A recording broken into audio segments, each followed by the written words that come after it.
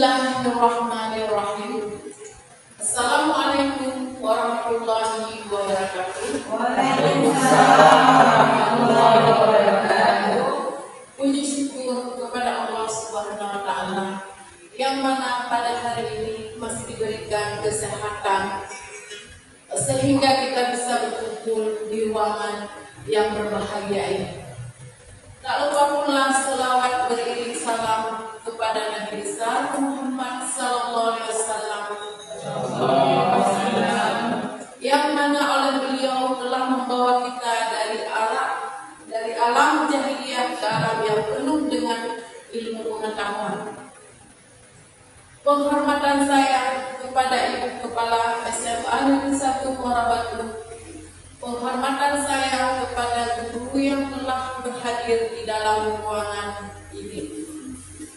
Tujuan saya berdiri di sini ingin memaparkan tugas dari calon guru penggerak angkatan 11 modul 2.1 tentang pemahaman dan penerapan pengalaman budaya positif yang harus diterapkan di sekolah kita. Sebelum saya mulai lebih lanjut ke materi selanjutnya, baiklah, saya ingin menanyakan Ibu, bagaimana kabar Bapak Ibu hari ini? Baik. Alhamdulillah. Masih tetap semangat Bapak Ibu? Alhamdulillah ya. Konsep inti budaya positif yang harus kita terapkan di SMA Negeri 1 Muara Batu, yaitu bagaimana kita memperkenalkan budaya positif kepada peserta didik. Adapun konsep inti budaya positif yang pertama, perubahan paradigma belajar. Disiplin positif, posisi kontrol guru, keyakinan kelas, nilai-nilai kebajikan, kebutuhan dasar manusia, motivasi perilaku manusia, dan segitiga restitusi. Baiklah Bapak Ibu, inilah materi kita pada hari ini yang akan saya bahas satu persatu. Yang pertama adalah pembelajaran dengan paradigma baru merupakan pembelajaran yang dirancang berdasarkan prinsip pembelajaran berdiferensiasi, sehingga para peserta didik belajar sesuai kebutuhannya berdasarkan tahap perkembangan sesuai teori psikologi modern untuk mewujudkan profil pelajar Pancasila. Profil pelajar Pancasila ada 6 yang harus diketahui oleh peserta didik kita. Yang pertama yaitu beriman, bertakwa kepada Tuhan Yang Maha Esa dan berakhlak mulia. Kemudian ada 5 lagi. Apakah Bapak Ibu ada yang mengetahui tentang kelima profil pelajar Pancasila? Oke, silakan Bu Fauzia. Yang kedua yaitu berkebinekaan global. Ya. Kemudian yang ketiga bergotong royong, kreatif, bernalar kritis, dan yang terakhir adalah mandiri. Oke. Kemudian ada yang bisa menguraikan tentang ketuhanan Yang Maha Esa dan berakhlak mulia. Silakan. Ada Bapak Ibu? Saya Oke, boleh, terima kasih. di sini beriman dan bertakwa kepada Tuhan Yang Maha Esa dan berakhlak mulia. Kita mengharapkan bahwa anak-anak didik kita nanti akan menumbuhkan sikap mereka dalam beribadah, kemudian berakhlak mulia, maksudnya bagaimana dia berhubungan dengan teman, dengan gurunya, dan dengan masyarakat di sekitarnya. Terima kasih. Oke, bagus sekali seperti yang diuraikan oleh Ibu Rahmati. Kemudian sedikit saya tambahkan tentang ketuhanan yang Maha Esa dan berakhlak mulia. Kita menumbuhkan siswa berakhlak mulia, maka kita terapkan nilai-nilai kebajikan, budaya positif. Contohnya kita memperkenalkan kepada peserta didik bagaimana mereka bisa untuk memiliki jiwa yang berakhlak mulia. Contohnya seperti yang telah kita terapkan di sekolah kita, seperti salam pagi. Bagaimana guru-guru kita berdiri di pintu pagar menyambut siswa kita di pagi hari dengan salam pagi. Kemudian tentang ketuhanan yang Maha Esa, kita menumbuhkan rasa keimanan yang dimiliki oleh siswa. Apa kabar Bapak Ibu hari ini? Baik. Alhamdulillah. Masih semangat Bapak Ibu kan? Bagaimana dengan keadaan sekolah kita hari ini? Luar biasa. Alhamdulillah, selalu bersemangat ya. Memang Bapak Ibu selalu memiliki semangat yang tinggi. Oke Bapak Ibu, hari ini saya ingin memaparkan yaitu tentang pemahaman penerapan pengalaman budaya positif yang harus kita terapkan di sekolah kita. Adapun konsep inti budaya positif yaitu perubahan paradigma belajar, disiplin positif, positif kontrol guru, keyakinan kelas, nilai-nilai kebajikan, kebutuhan dasar manusia, motivasi perilaku manusia, dan segitiga revolusi. Inilah yang akan saya paparkan satu persatu. Siswa kita yaitu seperti kebiasaan kita, yaitu salat zuhur berjamaah, di mana siswa kita saat jam salat zuhur berjamaah, kita di sini mengajak siswa-siswa semua untuk melakukan salat berjamaah sehingga di sini siswa kita menambahkan keimanan di dalam jiwa mereka. Nah, kemudian ada yang kedua, berkebinekaan global. Ada yang bisa menguraikan di antara Bapak Ibu? Oke, silakan Bu Putri.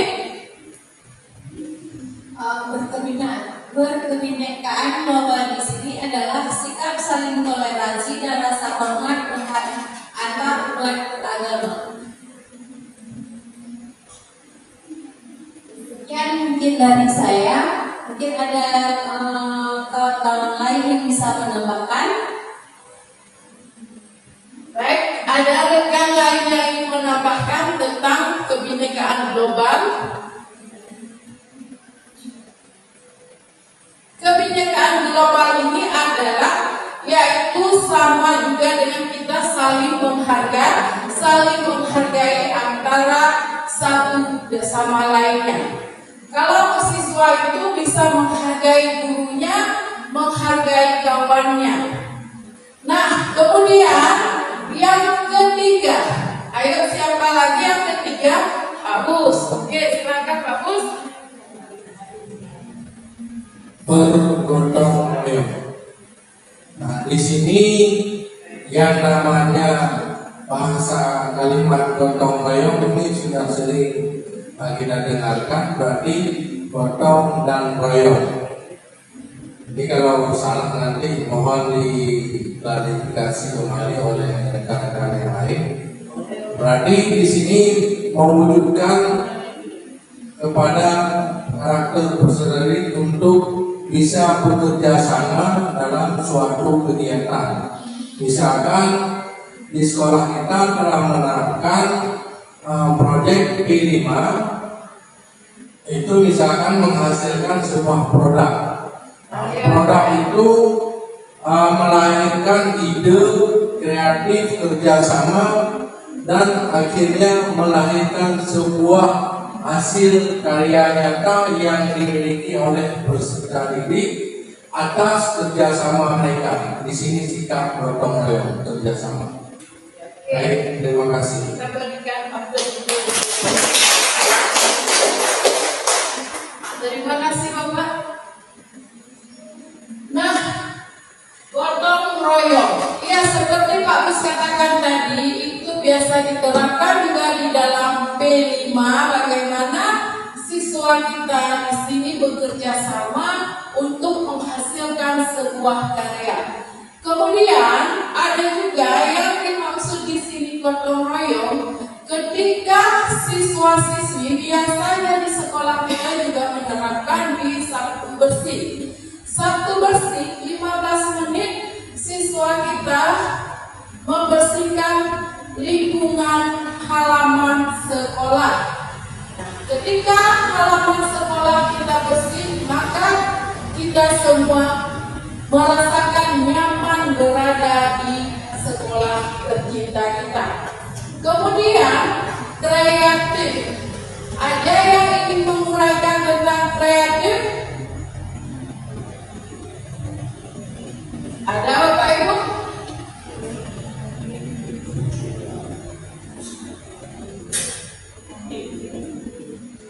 Kreatif. Oke, saya uraikan ya. Kalau kreatif ini adalah siswa memiliki ide dan gagasan di dalam menghasilkan atau menciptakan inovasi terbaru. Itu bisa juga kita kaitkan ke dalam P5.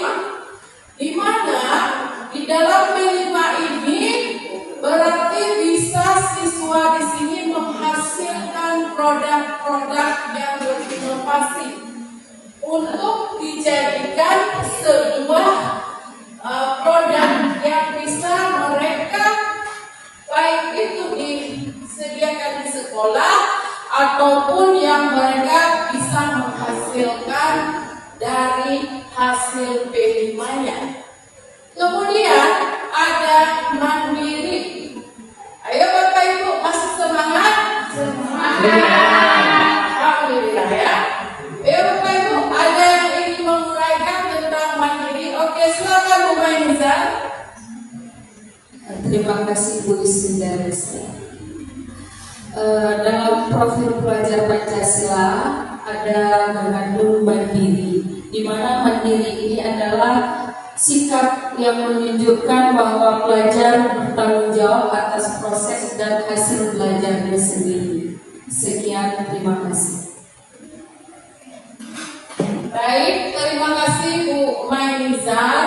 Benar sekali yang dikatakan Bu Mainizan. Sedikit saya tambahkan, mandiri. Berarti anak-anak ini sudah bisa dia melakukan dan bertanggung jawab dengan tugas mereka. Kita guru di sini semua tidak sama dan kita tidak bisa menginginkan atau memberikan atau mendesak bahwa orang lain harus memiliki pandangan yang sama dengan kita. Sementara orang itu sudah memiliki pandangannya masing-masing.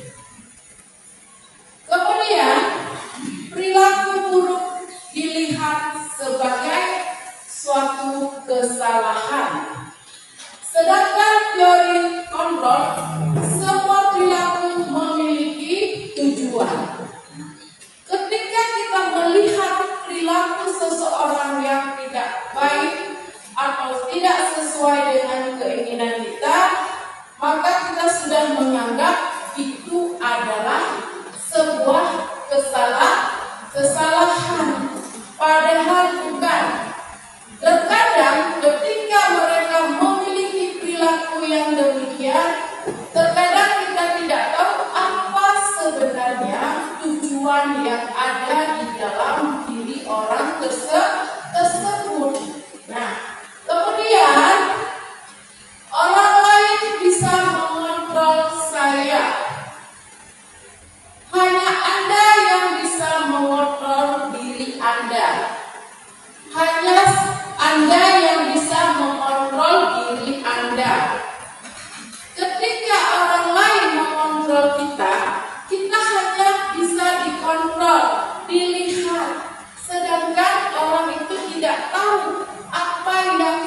sebenarnya kita inginkan, apa yang sebenarnya yang akan kita lakukan, dan apa yang sebenarnya tujuan hidup kita.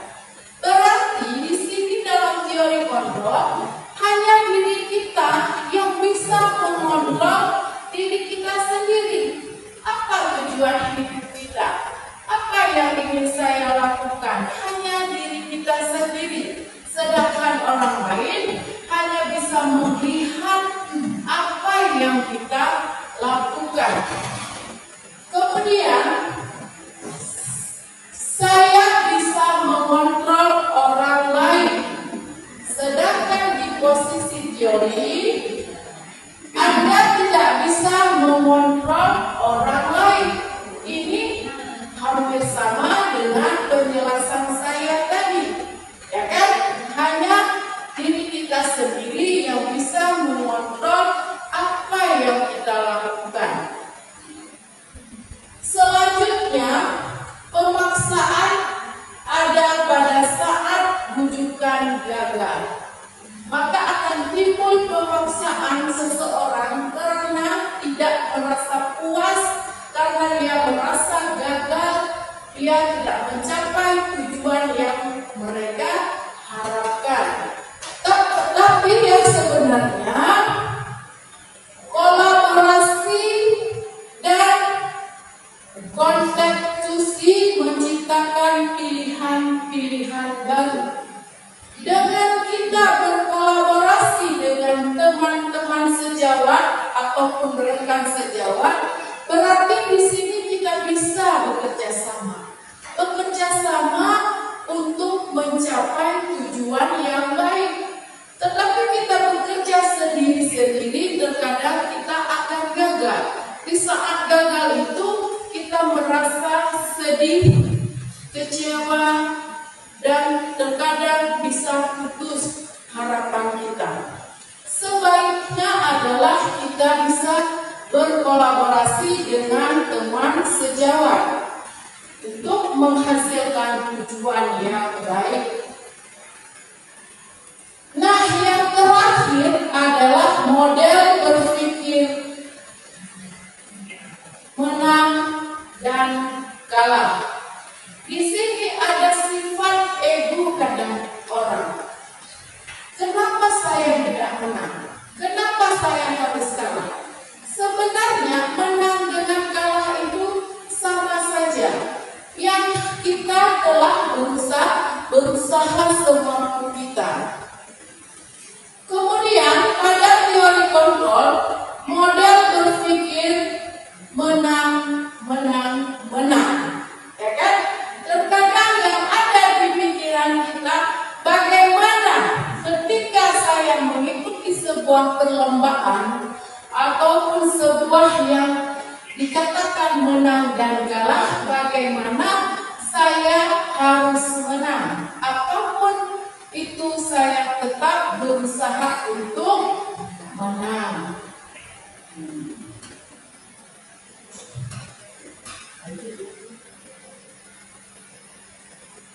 Nah, di sini disiplin positif. Di sini kita membicarakan mengenai disiplin positif.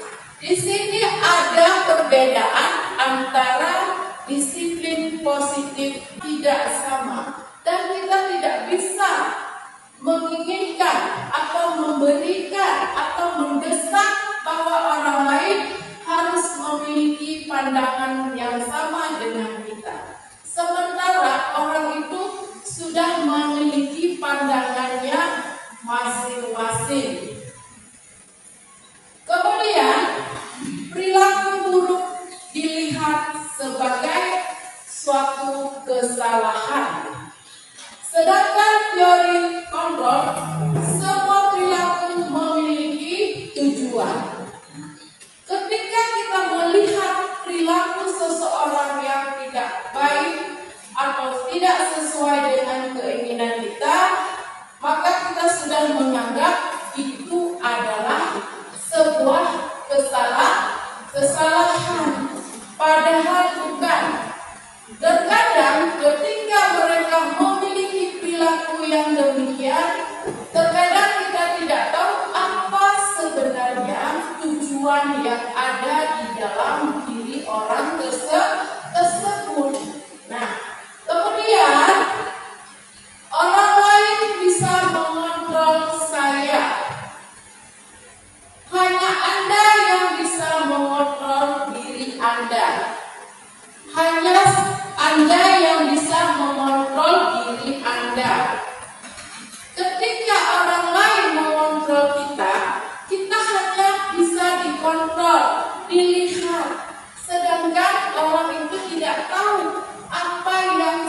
sebenarnya kita inginkan, apa yang sebenarnya yang akan kita lakukan, dan apa yang sebenarnya tujuan hidup kita. Berarti di sini dalam teori kontrol hanya diri kita yang bisa mengontrol diri kita sendiri. Apa tujuan hidup kita? Apa yang ingin saya lakukan? Hanya diri kita sendiri. Sedangkan orang lain hanya bisa melihat apa yang kita lakukan. Kemudian saya bisa mengontrol orang lain. Sedangkan di posisi teori Anda tidak bisa mengontrol orang lain. Ini hampir sama dengan penjelasan saya tadi, ya kan? Hanya diri kita sendiri yang bisa mengontrol apa yang kita lakukan. Selanjutnya, pemaksaan ada pada saat bujukan gagal. Maka akan timbul pemaksaan seseorang karena tidak merasa puas, karena dia merasa gagal, dia tidak mencapai tujuan yang mereka harapkan. Tetapi yang sebenarnya kolaborasi dan konstitusi menciptakan pilihan-pilihan baru. Dengan kita berkolaborasi dengan teman-teman sejawat ataupun rekan sejawat, berarti di sini kita bisa bekerja sama untuk mencapai tujuan yang baik. Tetapi kita bekerja sendiri-sendiri, terkadang kita akan gagal. Di saat gagal itu kita merasa sedih, kecewa, dan terkadang bisa putus harapan kita. Sebaiknya adalah kita bisa berkolaborasi dengan teman sejawat untuk menghasilkan tujuan yang baik. Nah, yang terakhir adalah model berpikir menang dan kalah. Di sini ada sifat ego kadang orang. Kenapa saya tidak menang? Kenapa saya harus kalah? Sebenarnya menang dengan kalah itu sama saja. Yang kita telah berusaha semampu kita. Kemudian pada teori kontrol, model berpikir menang. Ya kan? Terkadang yang ada di pikiran kita, bagaimana ketika saya mengikuti sebuah perlombaan ataupun sebuah yang dikatakan menang dan kalah, bagaimana saya harus menang. Apapun itu saya tetap berusaha untuk menang.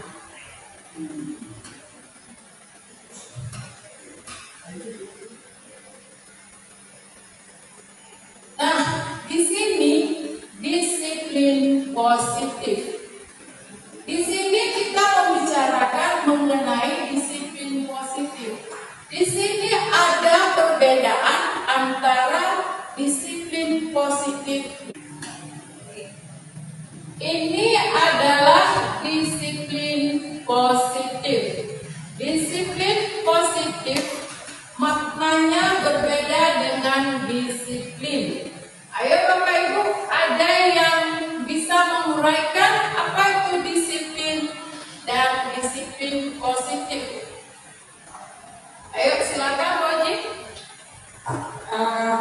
Sebenarnya hampir sama, cuman kalau disiplin saja itu adalah sikap dan perasaan taat dan patuh terhadap ketentuan atau ketaatan yang berlaku di sekitar lingkungan sekolah. Tapi kalau disiplin positif itu lebih ke taat, kemudian patuh, tetapi pada atau menumbuhkan rasa bagi siswa yang memiliki rasa kesadaran yang tinggi untuk melakukan atau mentaati aturan-aturan yang ada ada di sekolah. Demikian.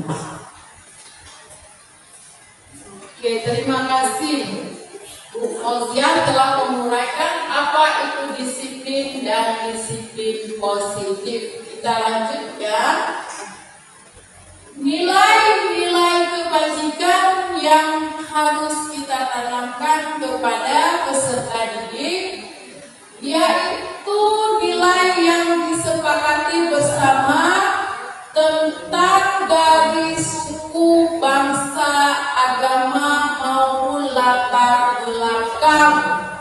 Contoh nilai kebajikan institusi atau sebuah organisasi. Profil pelajar Pancasila. Yang pertama yaitu beriman dan bertakwa kepada Tuhan Yang Maha Esa dan berakhlak mulia, serta berkebinekaan global, gotong royong, mandiri, kreatif, dan berkenalan kritis. Ini seperti yang telah kita uraikan di belakang tadi. Kemudian ada program PYP, yaitu mengenai toleransi, rasa hormat, integritas, menghargai, empati, kreativitas, kerjasama, percaya diri, dan komitmen. Ini yang harus kita tanamkan kepada peserta didik. Bagaimana mereka harus memiliki rasa hormat, kemudian integritas, menghargai, dan kerjasama, percaya diri, dan komitmen. Kemudian ada keterampilan hidup. Keterampilan hidup ini dapat dipercaya pendengar yang aktif dan tidak merendahkan orang lain dan memberikan terbaik bagi dirinya sendiri. Ketika anak ini sudah memiliki sikap baik, terutama tentang dirinya sendiri, kemudian mereka bisa menanamkan ini juga kepada kawan yang lain.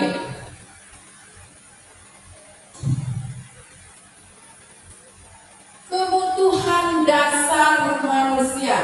Ini adalah kebutuhan dasar manusia.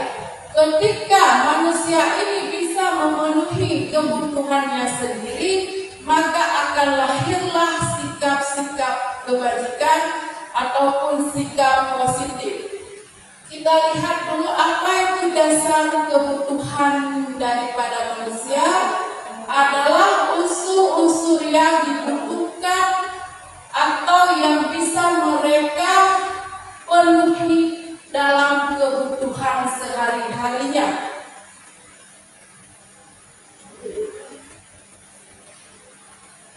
Lima kebutuhan dasar manusia. Yang pertama, bertahan hidup. Bertahan hidup ini bagaimana manusia itu bisa memenuhi kebutuhan untuk Posisi kontrol manajer yang dijelaskan Pak Bus itu sudah sangat mengarah kepada posisi kontrol manajer. Tetapi ada rekan-rekan yang ingin menambahkan, silakan. Oke, Bu Rahmati, silakan. Baik, Bu Yus, saya sedikit menambahkan posisi manajer di sini adalah mungkin yang terbaik ya. Di saat kita berada pada posisi manajer, kita akan menggali terlebih dahulu tindakan yang dilakukan oleh si anak itu atas dasar apa. Ya. Jadi kita tidak langsung menghukum si anak atau membuat dia merasa bersalah, tetapi kita akan meninjau dulu kenapa dia melakukan hal tersebut. Kebutuhan apa yang akan dia ingin penuhi sehingga dia melakukan kesalahan tersebut. Begitu menurut saya, Bu Yus. Terima kasih. Assalamualaikum warahmatullahi wabarakatuh.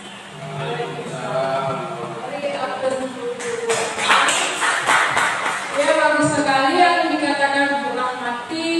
Memang di antara kelima posisi kontrol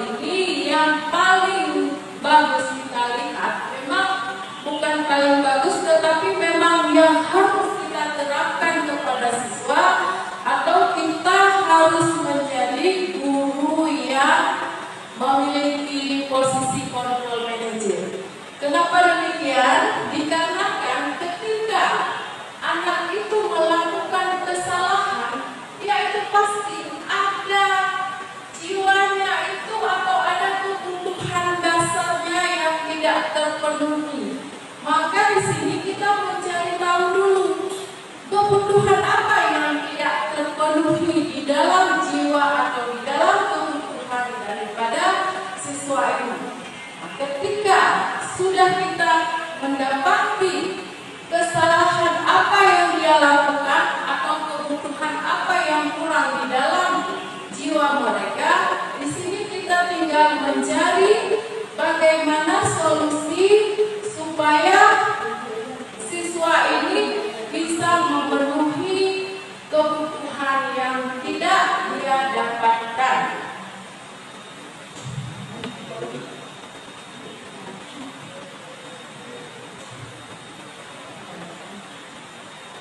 Ini adalah salah satu contoh yang terjadi atau kasus siswa-siswa tidak memakai atribut lengkap saat upacara bendera.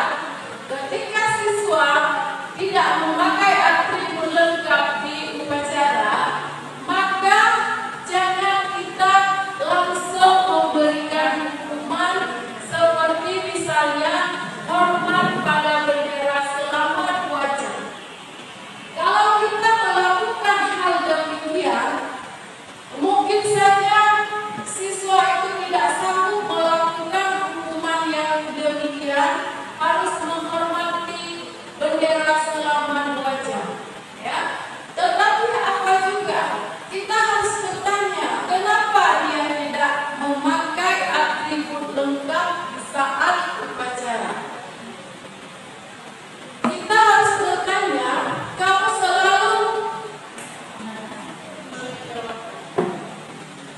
selalu mengecewakan ibu. Berapa kali sudah ibu kasih tahu, kamu tetap saja melakukan kesalahan. Itu juga membuat siswa merasa bersalah, sehingga siswa tersebut akan mengingatkan ini terkadang sampai kapanpun dia tidak bisa melupakan tentang kesalahannya ini.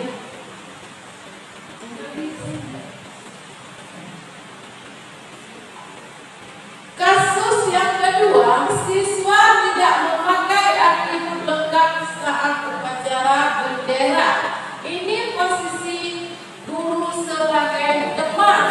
Maka guru itu akan bertanya kepada siswanya, kalian ikut aturan sekolah ya, bantu ibu ya. Ibu sudah berulang kali, jangan diulangi lagi ya.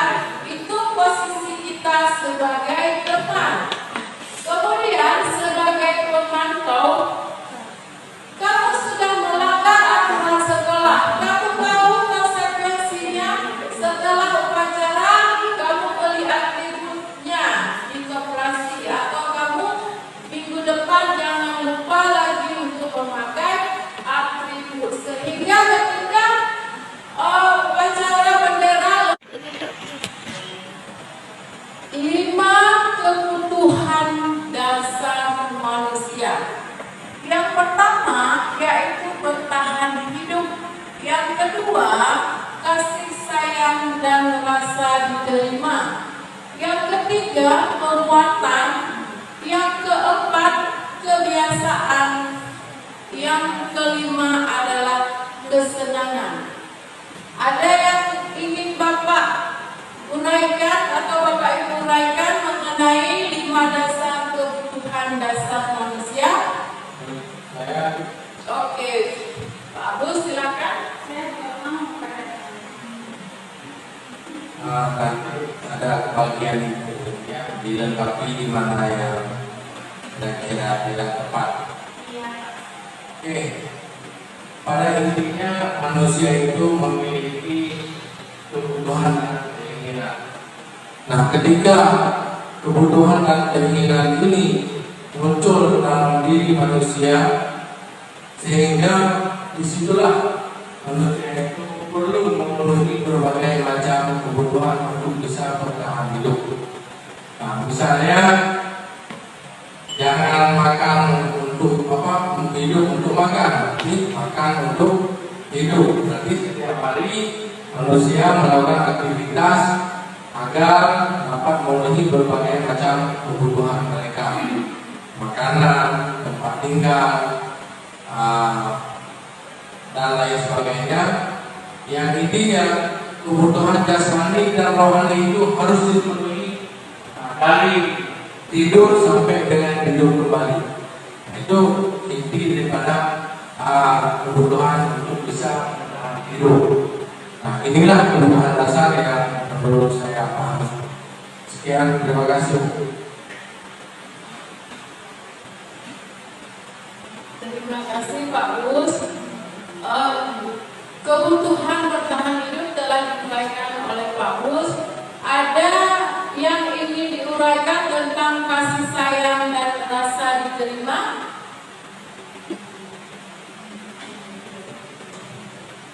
Oke, silakan Bu Haji. Untuk kebutuhan dasar manusia yang kedua, kasih sayang dan rasa diterima. Ini kalau di peserta didik kita, ini kita tahu bahwa latar belakang dari peserta didik kita ini bermacam ragam. Maka ini adalah hal yang sangat penting. Peserta didik kita merasa bahwa mereka kita terima dengan rasa aman dan peduli terhadap segala kegiatan atau segala keadaan yang dimiliki oleh peserta didik kita. Demikian Yus. Terima kasih, tepat sekali ya yang diuraikan oleh Ibu Fauzia, yaitu tentang kasih sayang. Ketika anak-anak ini tidak mendapatkan kasih sayang, disinilah anak-anak itu akan timbul perilaku yang tidak baik, padahal mereka meronta batinnya ingin mendapatkan kasih sayang.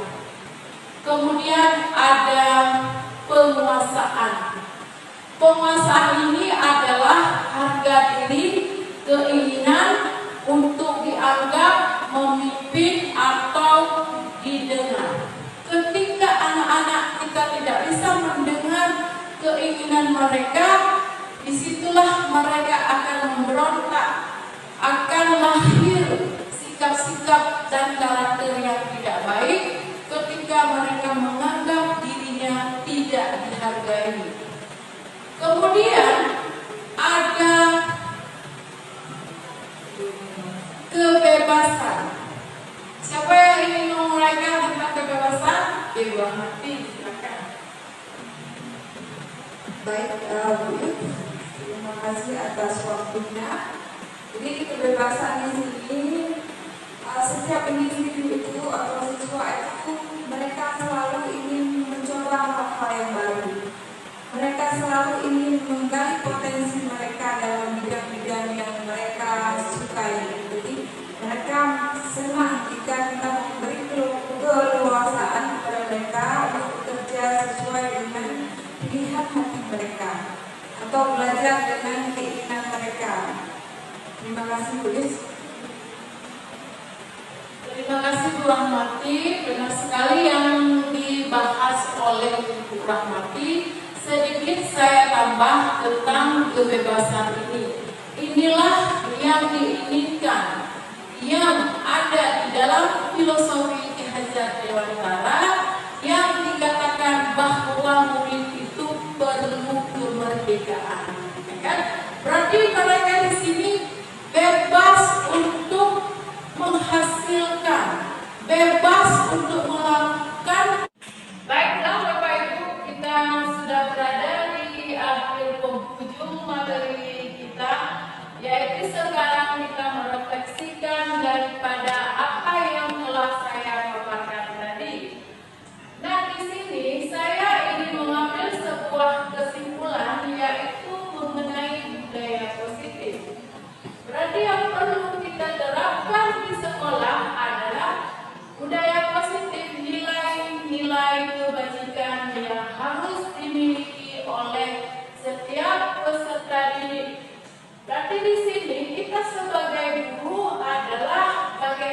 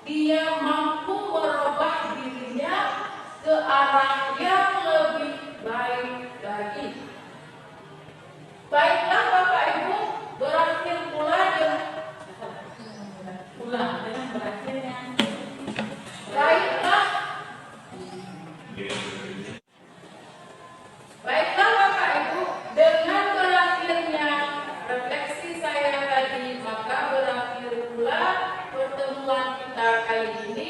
Terima kasih banyak Bapak Ibu yang telah berhadir di ruangan ini, dan kita mudah-mudahan bisa menerapkan budaya positif kepada siswa kita. Maka saya akhiri dengan Assalamualaikum warahmatullahi wabarakatuh.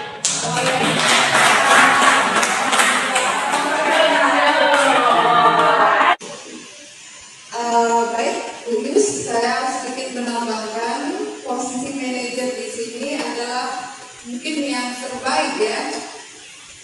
Di saat kita berada pada posisi manajer, kita akan menggali terlebih dahulu tindakan yang dilakukan oleh si anak itu atas dasar apa.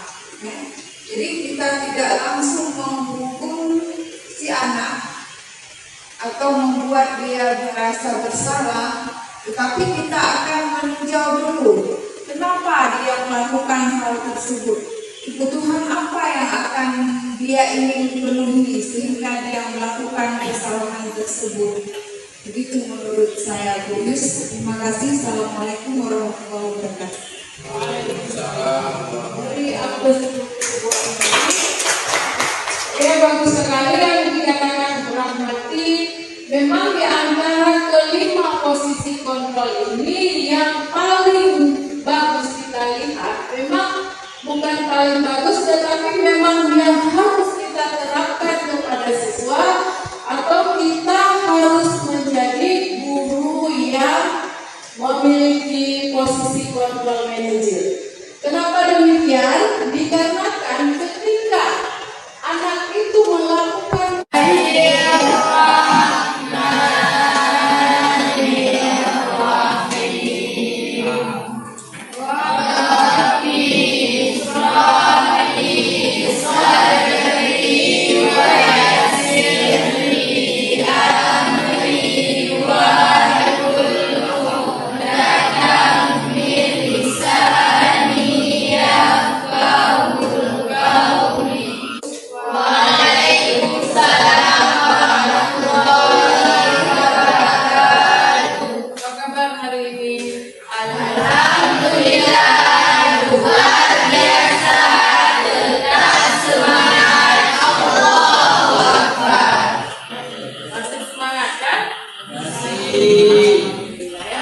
Berarti hari ini pertemuan kita pertama, maka kita akan membuat keyakinan kelas. Ada yang tahu apa itu keyakinan kelas? Ada. Ayo tunjuk tangan siapa? Silakan Sarah. Kesepakatan kelas. Ya, kesepakatan kelas dibuat untuk kita selama proses belajar mengajar, tapi kita harus mengikuti kesepakatan kelas, yaitu untuk kenyamanan kita, kenyamanan selama kita belajar.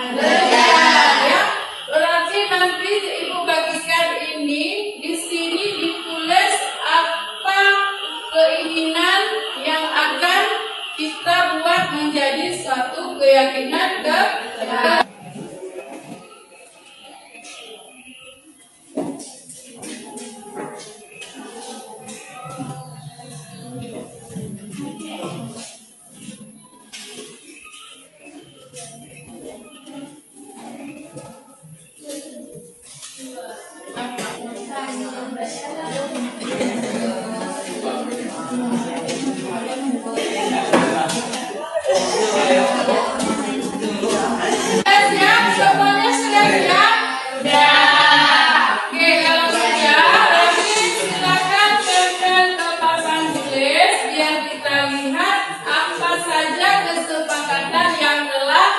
Kalian buat, silakan maju ke depan, ditempelkan di papan tulis. Silakan.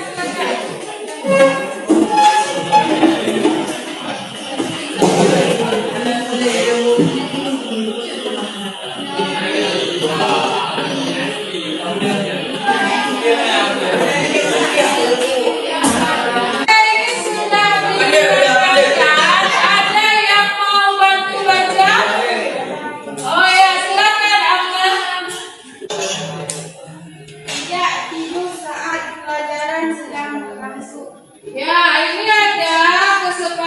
yang ditulis kawan, tidak boleh tidur saat jam pelajaran berlangsung. Yang mana yang kita ambil?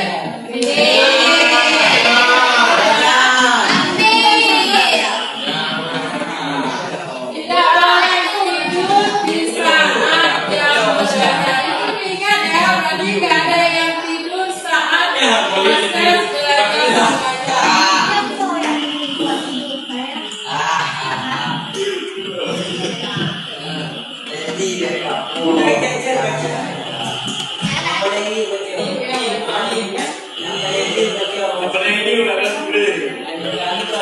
Pelajaran berlangsung.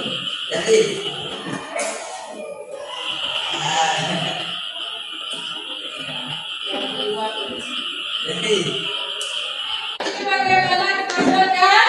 Tidak boleh, tidak boleh keluar masuk tanpa izin saat jam pelajaran berlangsung. Bila ingin ke kamar mandi harus izin dulu.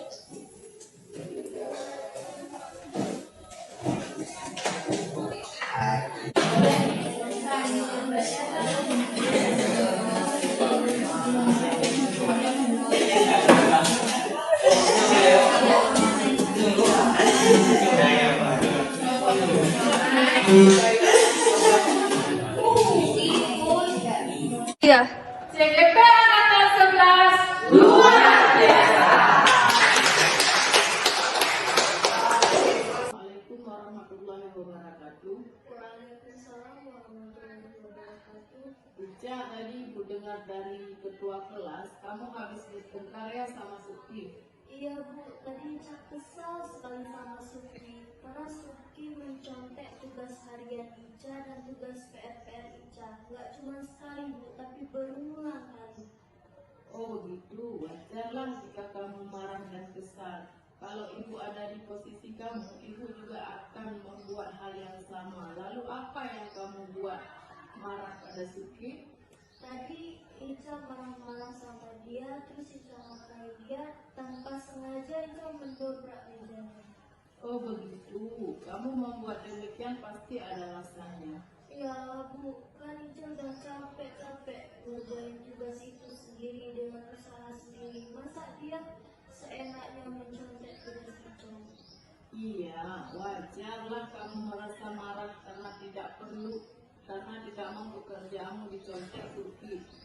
Ibu menghargai tindakan kamu dengan tidak membuat lebih dari itu, seperti berkelahi, memukul. Sekarang coba kita pikirkan, tindakan kamu marah sampai mendobrak meja, apa sudah sesuai dengan keyakinan kelas kita? Tidak Bu, Menurut kamu, keyakinan kelas yang sudah dilanggar apa? saling menghargai antar teman Bu. Menurut kamu, saling menghargai antar teman penting bagi kamu? Penting Bu. Kalau itu penting, jadi keyakinan apa yang kamu lakukan bila kamu sedang marah? Harus lebih bersabar Bu. Kamu bersedia untuk memperbaiki masalah ini? Insya Allah bersedia. Apa yang kamu lakukan untuk memperbaiki masalah ini? Harus lebih sabar, tidak membentak teman, cari solusi bersama-sama. Iya, tepat sekali tindakan kamu. Ya, tetap semangat ya. Sekarang silakan kembali ke kelas. Iya, terima kasih Bu atas pengertiannya. Assalamualaikum warahmatullahi wabarakatuh. Waalaikumsalam warahmatullahi wabarakatuh.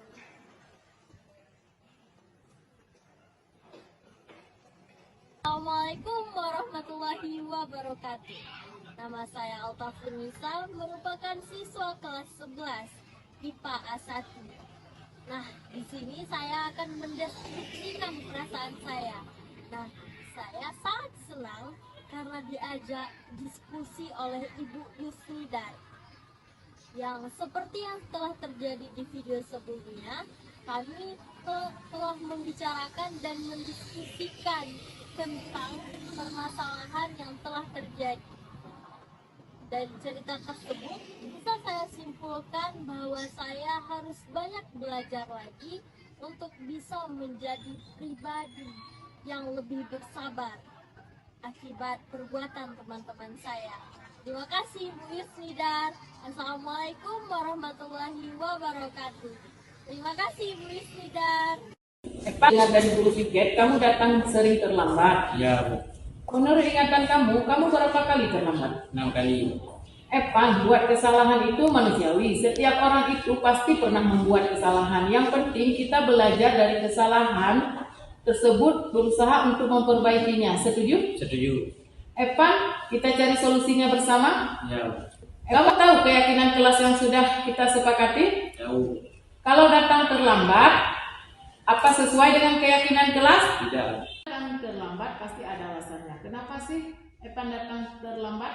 Karena sering begadang dan menepi, jadi kurang tidur. Menurut kamu, keyakinan kelas apa yang sudah kamu langgar? Disiplin. Menurut kamu, disiplin itu penting tidak? Penting, Bu, karena membuat saya datang ke sekolah tepat waktu dan menghargai waktu.